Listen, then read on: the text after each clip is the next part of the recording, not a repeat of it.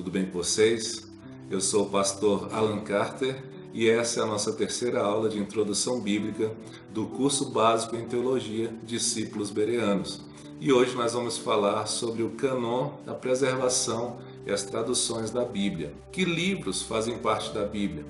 Que diremos a respeito dos chamados livros ausentes? E como foi que a Bíblia veio a ser composta por 66 livros? Nós aprenderemos isso nesta aula. Canonização é o processo pelo qual a Bíblia recebeu sua aceitação definitiva. Uma coisa é um profeta receber uma mensagem da parte de Deus, mas coisa bem diferente é tal mensagem ser reconhecida pelo povo de Deus. Canonicidade diferente de canonização.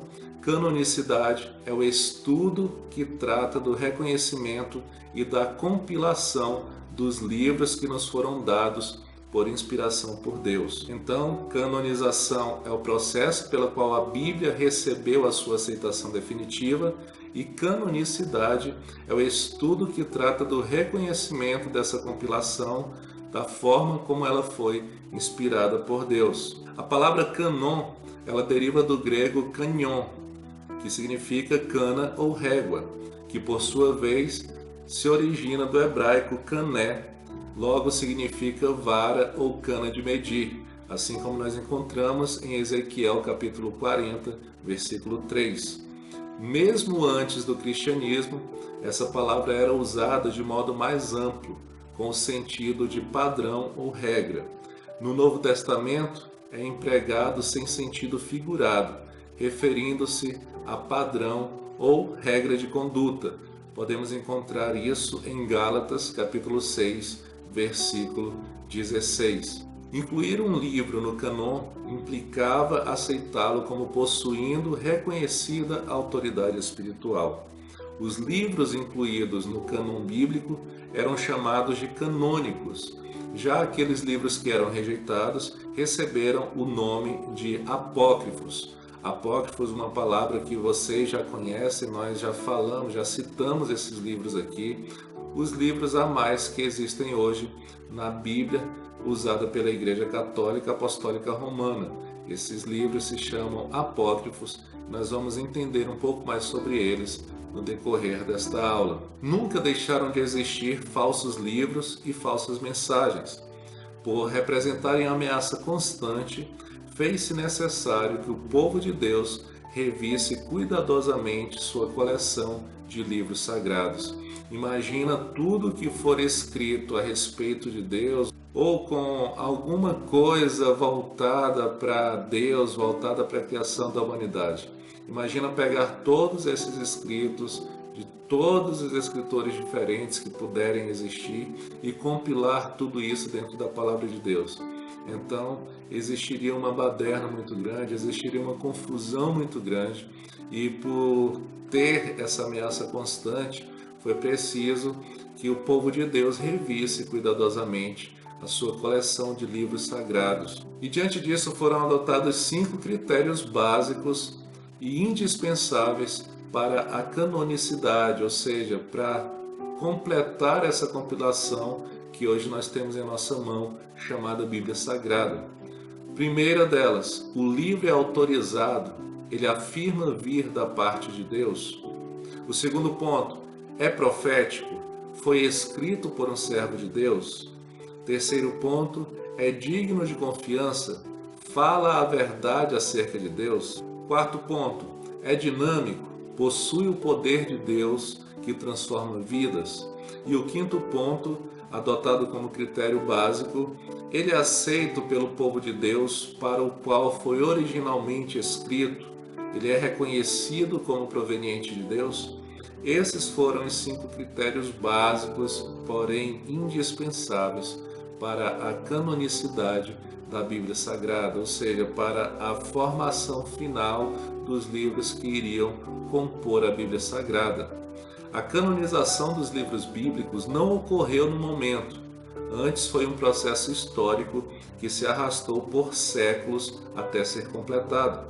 Não foi realizado por alguma autoridade eclesiástica ou algum concílio, mas foi uma obra da Igreja Mundial guiada pelo Espírito de Deus. Então não foi uma decisão tomada às pressas ou algo pensado apenas por uma pessoa de reunir os livros que ele tinha como sagrados e colocar dentro da Bíblia.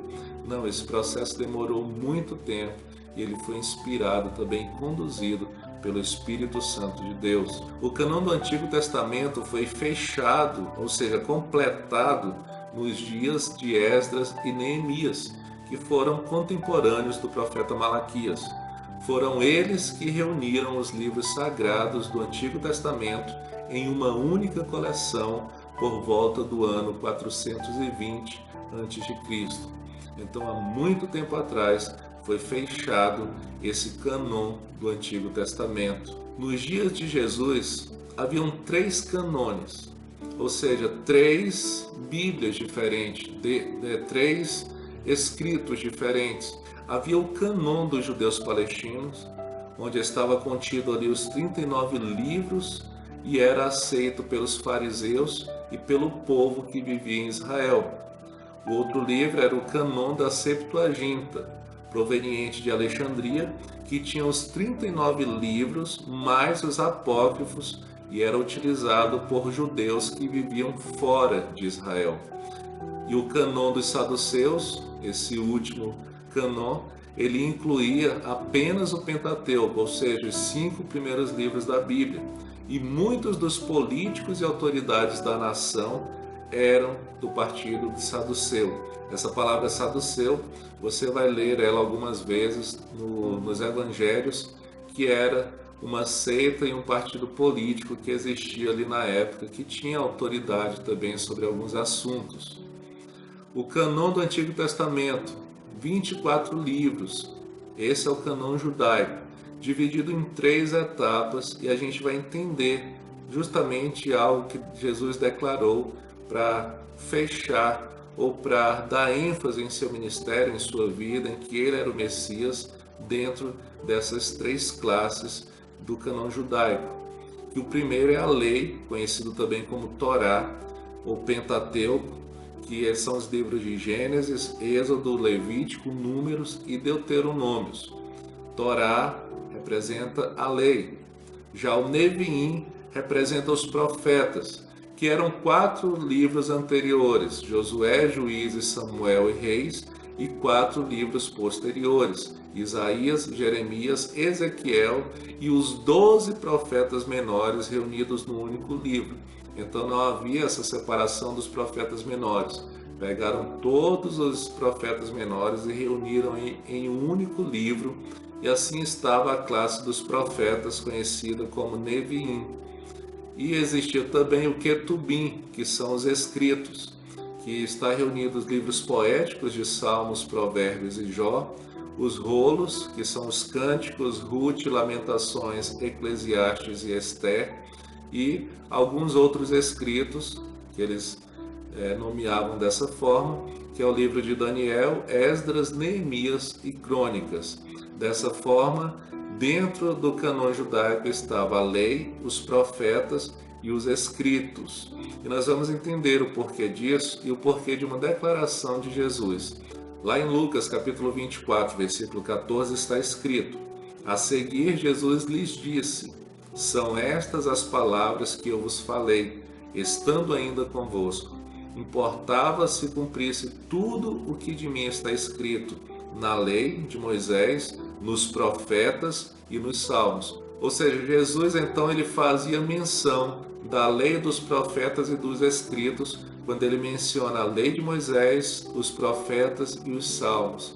Ou seja, trazendo essa revelação de que toda a Bíblia, desde o Gênesis, fazia menção sobre a vinda de Cristo para salvar a humanidade. A tradução da Septuaginta. A Palestina é que era o lar do cânon judaico, jamais Alexandria no Egito. O grande centro grego do saber no Egito não tinha autoridade para saber com precisão que livros pertenciam ao Antigo Testamento judaico. Então ali com Alexandre o Grande, com aquela ideologia dele de levar a cultura para todos os povos, para todo o mundo, Alexandre conquistou, pela história nós conhecemos, conquistou muitos países E a Grécia era o berço da civilização, o berço da cultura. As pessoas ali tinham acesso a livros, a leitura e estudavam, eram ensinados desde pequeno. Então praticamente todos os gregos sabiam ler. E Alexandre queria levar esse conhecimento a todo mundo. Só que existe um porém. Alexandria, ela fazia a tradução dos livros. Ela não tinha autoridade nenhuma para saber com precisão quais os livros pertenciam ao Antigo Testamento. O papel de Alexandria dentro da história da Bíblia foi de apenas traduzir a Bíblia para o idioma grego. Alexandria era o lugar da tradução, não da canonização. Por isso que muitos não aceitam a Septuaginta. Septuaginta é o nome da versão da Bíblia para o grego, chamada Koiné, traduzida entre o terceiro e o primeiro século antes de Cristo, em Alexandria. A tradução ficou conhecida como a versão dos 70, pois 72 rabinos, 6 de cada uma das 12 tribos, trabalharam nela e, segundo a história, teriam completado a tradução em 72 dias. Daí surge o nome Septuaginta. Diferenças da Bíblia Católica para a Bíblia Protestante. Eu tenho citado algumas vezes a Bíblia usada pela Igreja Católica Apostólica Romana e algumas vezes tenho citado a Bíblia usada hoje pelos evangélicos, pelos protestantes, porque elas têm uma diferença. Por volta do ano 250 a.C., já eram sagrados a lei, os profetas e os escritos. A Septuaginta, como eu falei, um grupo de 70 sábios judeus traduziram o cânon hebraico para o grego em 250 a.C. Nessa tradução, eles acrescentaram livros sobre os quais ainda não se tinha chegado a uma definitiva conclusão. E é aí que entram os apócrifos. O cânon judeu ele foi confirmado no Concílio de Jânia, no ano 90 a.C. Já o cânon grego, Jerônimo o traduz para o latim entre 385 a 405 a.C., que é o chamado Vulgata Latina, e esta é a versão católica, a versão usada até hoje pela Igreja Católica Apostólica Romana. Na Reforma Protestante, em 1500, Lutero vai ao hebraico e surpreende-se ao não encontrar os livros da Septuaginta. Ele então traduz para o alemão todo o cânon judaico, e esta é a versão protestante da Bíblia Sagrada que nós usamos até hoje, ou seja, começando ela pela tradução feita por Lutero. Mas e o que são esses livros apócrifos? Os apócrifos aparecem pela primeira vez na Septuaginta. São 14 os apócrifos, sendo 10 livros e 4 acréscimos a livros canônicos. Antes do Concílio de Trento, a Igreja Católica aceitava todos eles, mas depois passou a aceitar apenas 11, sendo 7 livros e 4 acréscimos. A Igreja Ortodoxa grega mantém os 14 apócrifos até hoje. Apócrifo significa escondido e oculto. Isto em referência aos livros que tratavam de coisas secretas, misteriosas e ocultas. No sentido religioso, o termo significa não genuíno ou espúrio, desde a sua aplicação por Jerônimo.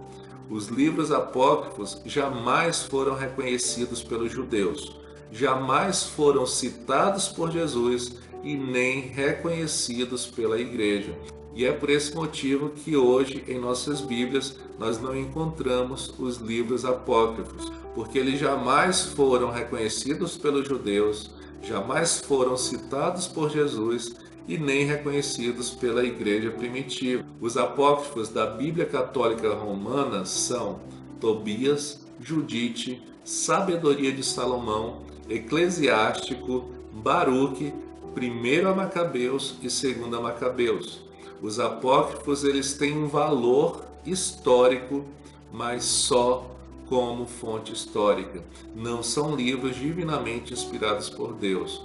Então você pode sim ter acesso a esses livros, ler esses livros, porque eles contêm um pedaço da história, algumas narrativas de fatos que ocorreram, mas eles não foram inspirados pelo Espírito Santo de Deus e por isso eles são chamados apócrifos e foram retirados da Bíblia. Os acréscimos aos livros canônicos da Bíblia católico-romana são Esther, que é um acréscimo ao livro de Esther, do capítulo 10, versículo 4, até o capítulo 16, versículo 24. Cântico dos Três Santos Filhos, que é um acréscimo ao livro do profeta Daniel, capítulo 3, versículos do 24 ao 90. História de Susana, um acréscimo também dentro do livro do profeta Daniel, capítulo 13.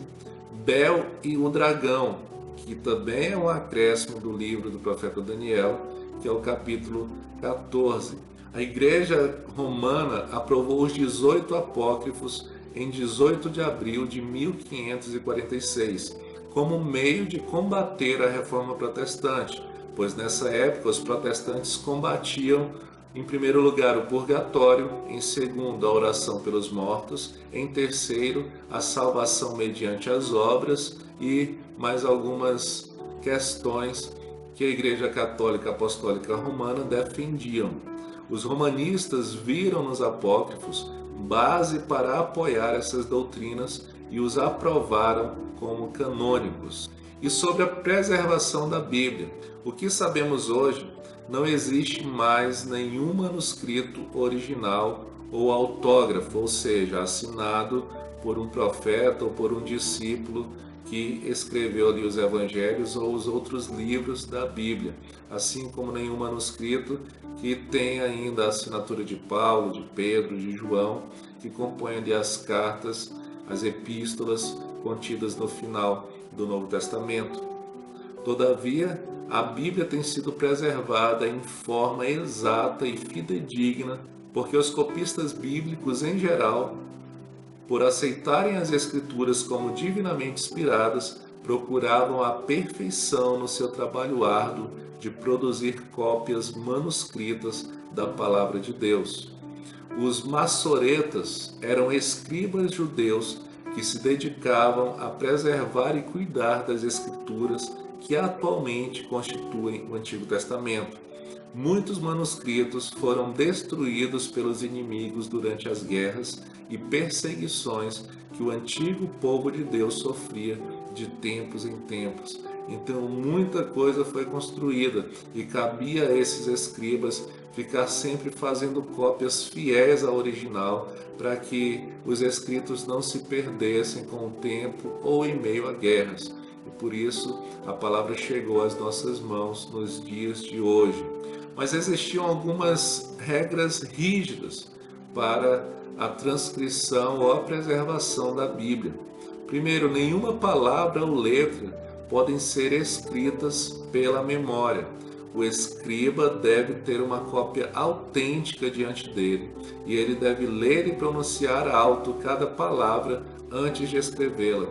Então, se ele já tivesse feito ali 5 cópias, ele poderia até lembrar de uma frase completa, mas ele não poderia usar dessa forma. Ele teria que ler do manuscrito original e fazer essa leitura em voz alta e assim ir copiando letra por letra, palavra por palavra. E algumas regras estritas foram dadas sobre a forma das letras, espaços entre as letras, palavras e seções, o uso da caneta, a cor do pergaminho, assim como outros requisitos, o que fazia com que essas cópias fossem fiéis às originais. E outra regra rígida quanto à cópia da Palavra de Deus era que a revisão de um rolo devia ser feita dentro de 30 dias após o término do trabalho. De outra forma, ele seria inútil. Um erro numa folha condena a folha inteira. Então, lá no final, na última palavra daquela folha, o escriba errasse uma letra ou uma palavra, toda aquela folha era descartada e ele teria que começar do início novamente. Se fossem encontrados 3 erros em uma página, todo o manuscrito era condenado. Então, digamos que ele escreveu o manuscrito inteiro E na última página ele cometeu 3 erros ali durante a escrita. Eles pegavam todo o manuscrito e descartavam, não era mais aceito dentro da palavra, dentro da Sagrada Escritura. E isso faz a gente entender mais uma vez que a Bíblia que nós temos em mãos, ela é uma cópia perfeita de todos os manuscritos que atravessou a história, trazendo com ela toda a história, toda a revelação de Deus para o homem. Outra regra, cada palavra e cada letra era contada, e se uma letra fosse omitida, ou uma letra extra fosse inserida, ou se uma letra tocasse a outra, o manuscrito era condenado e imediatamente destruído. Então, o trabalho de copiar, o trabalho de transcrever essas Sagradas Escrituras era um trabalho muito árduo e algo levado muito a sério, para que não viesse sofrer nenhum tipo de acréscimo ou de subtração do conteúdo ali expressado. A Bíblia foi originalmente escrita nos idiomas hebraico, aramaico e grego antigos. Nós já falamos sobre isso. Atualmente, ela está disponível inteira ou em partes em cerca de 2.600 idiomas. Visto que a maioria dos leitores da Bíblia não entendem os idiomas originais, precisam recorrer a uma tradução confiável. Então, a Bíblia, que foi escrita em 3 idiomas, hoje ela está escrita em mais de 2.600 idiomas, contando também com dialetos de tribos, dialetos primitivos, e isso é um avanço muito grande. E até hoje ainda existe muitas pessoas que são usadas por Deus, que desenvolvem esse ministério, de ir até uma aldeia ou uma comunidade onde não se conhece muito a língua deles, e geralmente essas pessoas eles ficam habitando ali com aquelas pessoas durante muitos anos para aprender todo o dialeto, toda a linguagem que eles falam, e só depois eles começam a traduzir a Bíblia para aquele idioma. Então, um trabalho bem árduo e um trabalho bem necessário para que a palavra de Deus alcance a todos os povos. A tradução ela é bem mais simples do que isso que os escribas faziam, de copiar a palavra de Deus, levando em consideração todas as regras que nós falamos. A tradução é simplesmente a transposição de uma composição literária de uma linguagem para outra.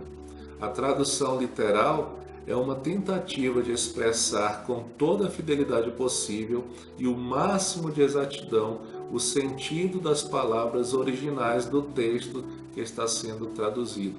Por isso hoje nós temos Bíblias de várias versões e a leitura difere uma da outra, porque é a tradução literal. Eles tentam levar com a maior fidelidade possível e o máximo de exatidão o sentido das palavras originais. E é justamente por isso que a minha tradução preferida é a King James, porque ela traz muitas palavras ainda no seu original em grego ou em hebraico. E essa tradução literal trata-se de uma transcrição textual, palavra por palavra. E qual é o propósito das traduções? O propósito é a transmissão da mensagem universal bíblica àqueles que não possuem acesso aos originais. Também o testemunho adicional da veracidade dos originais. Auxílio missionário, possibilitando a evangelização dos povos em diversas línguas, unificação dos idiomas, como é o caso da língua alemã, utilizada por Lutero na sua tradução da Bíblia, que serviu para unificar o alemão. Tradução é aquilo que abre a janela para deixar a luz entrar, que quebra a concha para que possamos comer o núcleo, que puxa a cortina para que possamos entrar no lugar santo, que remove a tampa do poço para que possamos obter água. Sejamos então fiéis à palavra de Deus, como Ele em sua providência e graça nos deu, e que não fiquemos satisfeitos com nada menos que a palavra de Deus. Que que a palavra de Deus seja o que nós mais ansiemos em conhecer, em aprender, em meditar e principalmente em viver. As principais traduções da Bíblia são a Bíblia hebraica, que é o Cânon palestinense, datado do século I depois de Cristo, e a Septuaginta é a versão da Bíblia hebraica para o grego. Essa versão, como nós falamos, adicionou os livros apócrifos, que não são aceitos nem pelo protestantismo, nem pelo judaísmo. E essa é conhecida porque foi o Cânon alexandrino. As pessoas em Alexandria traduziram a Bíblia da sua língua original para o grego. Vulgata, tradução do Antigo Testamento hebraico e do Novo Testamento grego para o latim. Versão feita por São Jerônimo a pedido do Papa Dámaso I, entre o século IV e V depois de Cristo. Jerônimo não incluiu os livros apócrifos na Vulgata. A outra tradução é a tradução luterana, tradução alemã da Bíblia feita por Martinho Lutero e impressa em 1534, que é a versão popular. Outra tradução também que nós conhecemos é a Almeida, tradução completa para o português, feita por João Ferreira de Almeida e publicada em 3 volumes, em 1753. A Bíblia completa, em um único volume, só foi lançada em 1819. E essas traduções, elas trazem um contexto diferente, elas se diferem. Por isso que muitas vezes você está na igreja e alguém vai ler ali um versículo e a leitura dele é diferente da leitura que você está fazendo na sua própria Bíblia, porque isso é um choque de tradução. Para ficar mais claro, nós vamos usar como base o versículo 9 de 1 João capítulo 3. Na NTLH, que é a nova tradução na linguagem de hoje, está escrito assim: quem é filho de Deus não continua pecando, porque a vida que Deus dá permanece nessa pessoa, e ela não pode continuar pecando, porque Deus é o seu Pai. Já na tradução ARA, que é a Almeida Revista Atualizada, o mesmo texto vem da seguinte forma: todo aquele que é nascido de Deus não vive na prática do pecado, pois o que permanece nele é a divina semente. Ora, esse não pode viver pecando, porque é nascido de Deus. Na NVI, Nova Versão Internacional, diz: todo aquele que é nascido de Deus não pratica o pecado, porque a semente de Deus permanece nele. Ele não pode estar no pecado, porque é nascido de Deus. Na Revista Atualizada diz: aquele que é nascido de Deus não peca habitualmente, porque a semente de Deus permanece nele e não pode continuar no pecado, porque é nascido de Deus. Na Almeida Revista e Corrigida, qualquer que é nascido de Deus não comete pecado, porque a sua semente permanece nele e não pode pecar, porque é nascido de Deus. E na King James, todo aquele que é nascido de Deus não se dedica à prática do pecado, porquanto a semente de Deus permanece nele e ele não pode continuar no pecado, pois é nascido de Deus. Então, nessas 6 traduções que eu trago aqui, o mesmo parágrafo aqui ele vai estar destacado. Você pode baixar o material aí no link da descrição desse vídeo. E na NTLH diz: não continua pecando. Na ARA, não vive na prática do pecado. Na NVI, não pratica o pecado. Na Revista Atualizada, não peca habitualmente. Na Revista e Corrigida, não comete pecado. E na BKJ King James, não se dedica à prática do pecado. Então, a mesma palavra, a mesma Bíblia, a mesma mensagem, só que apresentada de maneira diferente, e em alguns casos trazendo uma certa discordância ou deixando algo vago, e em outros casos, em outra tradução, colocando de uma forma que a gente consegue entender realmente o significado daquilo. Como a King James, não se dedica à prática do pecado, ou seja, nós pecamos, mas o que nós não podemos fazer é nos dedicar à prática do pecado. Como eu costumo falar para os jovens, que o pecado seja um acidente na sua vida.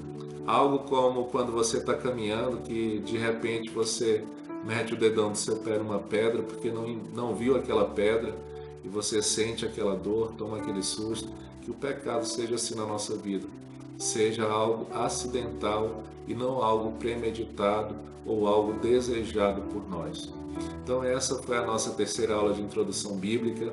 Espero que você tenha aproveitado bastante esse momento, aprendido um pouco mais sobre a palavra de Deus.